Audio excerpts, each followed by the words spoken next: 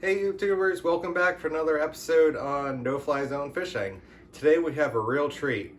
It's getting in the late fall and we're getting big bluefish, and we have a monster bruiser here right now. If you take a look down here, this guy is 36 inches from head to the end of its tail. And man, was he a fight. He's about 12, 13 pounds easily. And we don't normally get to fillet bluefish this big, but we're going to do it with our Bubba blade. And the first thing we always do is sharpen our blade. And you don't have to do a whole lot, probably like half dozen quick little strikes here and we're good to go. So there's a lot of head meat on this guy. I can feel that it probably goes up to here. So we're going to want to stick our blade in between one of the scales and go backwards until we hit the backbone. Now we're just going to follow that backbone all the way down. This guy's really big. Is this something we need a scale sample of? No, I normally do scale samples for the Division of Marine Fisheries, but they don't really care too much about bluefish, as do most people. But prepared properly, bluefish can be very tasty. Now I'm filleting it just like any other fish really, and I'm taking really big long strikes going above its rib cage here. Wow, this is a heavy fillet. And I'm getting everything. There's nothing there but rib cage. And this is monster fillet. Look at that. That is a bruiser bluefish. Now, I'm gonna put that off to the side for now. And we'll flip this guy over and do the same thing.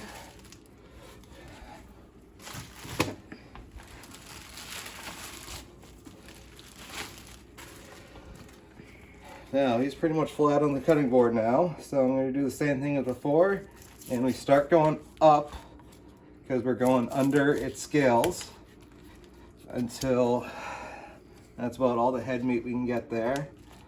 And we're going to go back down its backbone. And if your blade is nice and sharp, you're going to have a nice clean cut.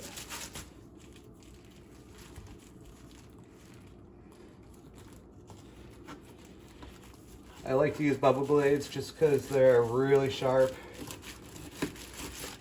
and they can make quick work on a fish this size. So I'm just working my way back and I'm separating the meat from the bones.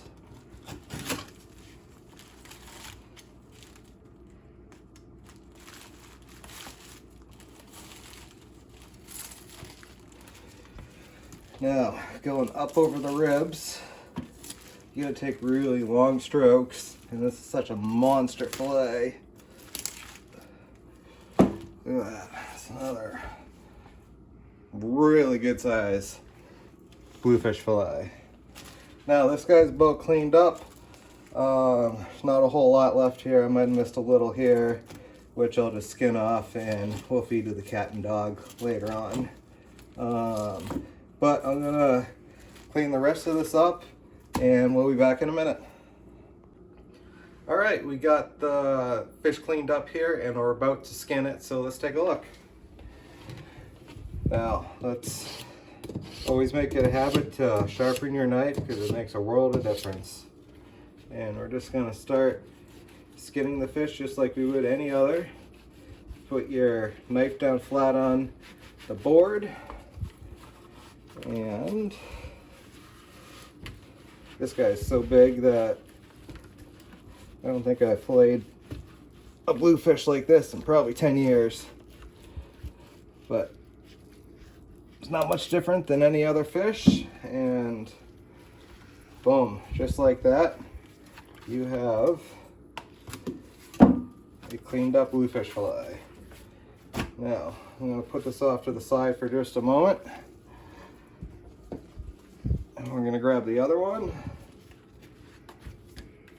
We're gonna do the same thing.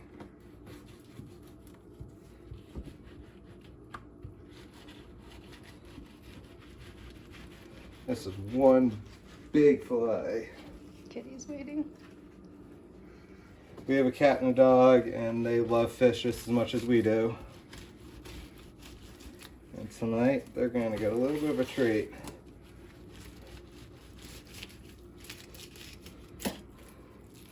Wow, just like that. Got a little tight here, but actually, I'll just skin the rest of that off and hit this little top piece, and we'll be good to go.